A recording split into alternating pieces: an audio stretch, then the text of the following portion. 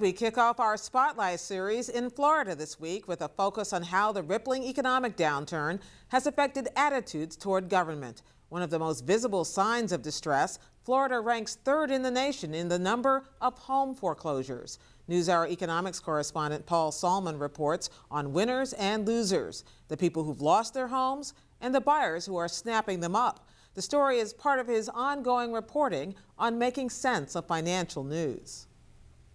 All right, let's start loading the bus.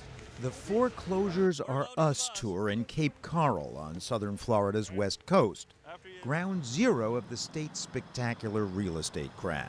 A lot of you that studied in school probably know this is something like a bell curve. December of '05 up here, we hit $322,000 is the average median sales price.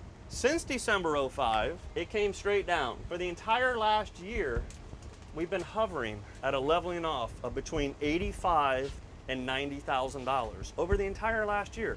Mark Joseph is the salesman in charge. The passengers, soon to be retirees and investors, looking for a bargain. This is Gulf access, and this is in the southwest section of Cape Coral.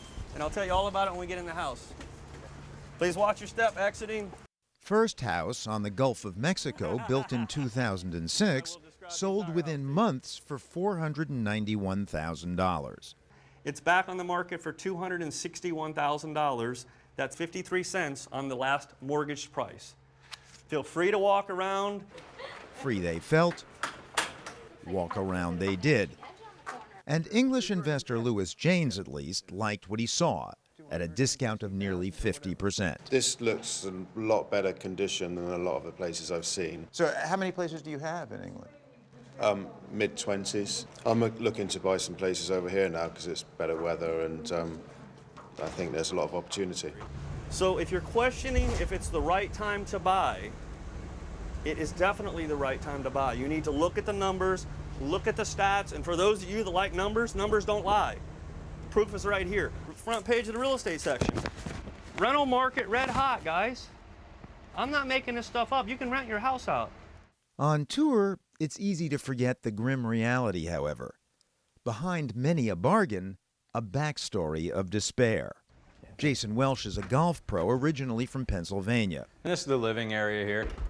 You know, you got the great room set up with the dining room, kitchen, and Welsh bought this house 10 years ago for a little over $100,000. Two kids live in this room, or? Two kids in this room. It's just somewhat of a distressed property. It wasn't perfect, but you know, it needed a little TLC. This is the and needed more than a little fixer-upper refinancing. You see, we put in they call it breccia. It's a type of almost marble stone.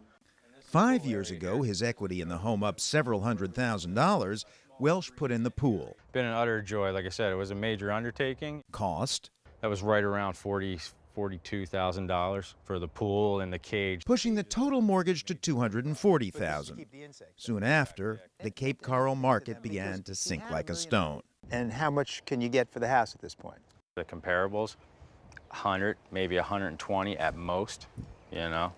The comparables being?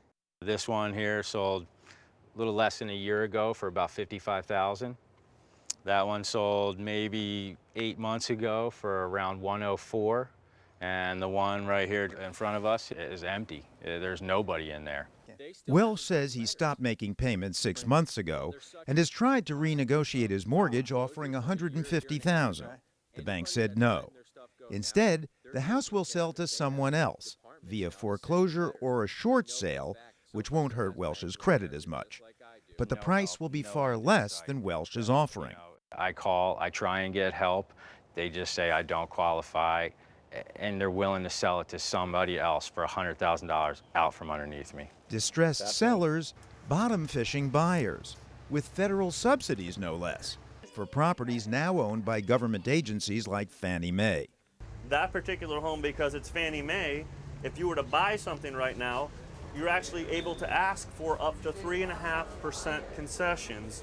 And that can be for appliances, that can be for closing costs, and that's also an incentive in addition to this $8,000 tax credit. Joseph says the other plus of Fannie Mae and Freddie Mac, which have taken over so many of these homes because they insured the mortgages, is their record of upkeep.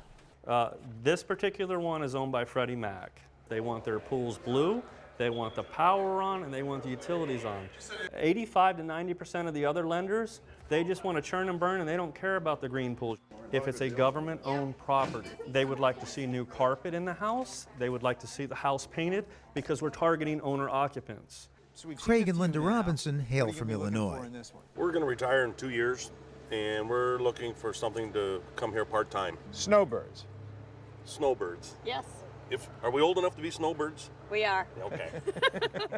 Bill Busby is from my neck of the Northeast, Boston. I want to buy a home for myself, and I think Cape Coral has a lot of good deals, and that's why I'm on a tour today. Might you make an offer on one of the three we've seen so far? It's quite possible. I'm ready to go. Ready to go means something quite different to Juan Mesa, however. Back on the flip side of the foreclosure story, the downside of Mark Joseph's job. Juan, first concern I have on the wall right here, if I don't take this off the wall, it's going to get thrown away. If it's something you need, I need you to take it now. Juan, primeramente... Laura Negron from Joseph's office was here to translate. Mesa bought the home in 2002. Mortgage for $80,000, it's worth no more than $20,000 today. Mesa can no longer afford the payments, so he's giving up the house. Okay, thank you. Thank you very much. For a $1,500 relocation fee.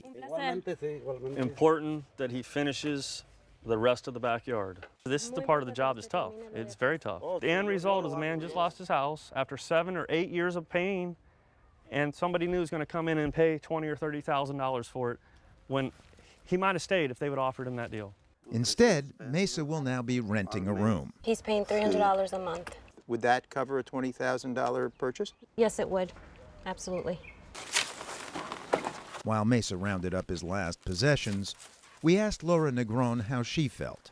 It's kind of intimidating and scary that someone would just offer you $1,500 to get out of your house, your home. It hits home. It hits home because Negron's own mortgage is some $150,000 underwater, and she's in default. Hasn't made a payment since June. My husband was out of work for 8 months, and I was the only one bringing home income and using the credit cards to basically live and try to make our mortgage payment. We just grew deeper and deeper and deeper into debt. When we called to get help, they told us that we were probably eligible to get this remodification for a loan. That was not the case. Do you feel bad not making the payments? Absolutely. I cried every night. I said, how can I not pay these people back? This is my home. And it's hard. But finally you had no choice. No. It's been hard. I'm sorry. We're not used to doing interviews that bring tears, but given the frustrations of the foreclosure crisis in Florida, there was no avoiding them. It's just upsetting, that there's supposed to be help out there and there is none. Obama says he's going to help, he's doing all this stuff. There is no help. No money's getting to the average person. Who has credit history for 10 years of paying on a mortgage and you don't qualify? I don't understand it.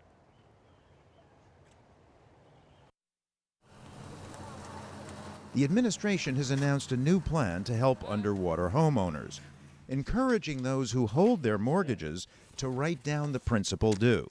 This is going to be the last home we're going to see. 3-bedroom, 2-bath. Meanwhile, the tours go on.